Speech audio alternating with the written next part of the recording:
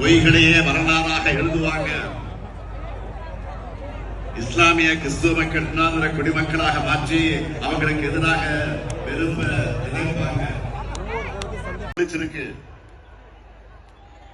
அனைத்தையும் செய்யும் காலம் கனிந்து வருகிறது. இதையெல்லாம் பார்த்து பொறுத்துக் கொள்ள முடியாத ஒருத்தர் வராது. மக்கள் எல்லாத்தையும் மறந்துட்டு இருப்பான்னு நினைச்சு பகத்தொகை இல்லாம வாய்க்கு வந்தபடியெல்லாம் பொய் பேசுகிறார் பழனிசாமி. பொய்யிலே பிறந்து பொய்யிலே வளர்ந்தவங்க கூட சொல்ல கூசுற சர்வசாதாரணமாக சொல்றாரு பொய்ய.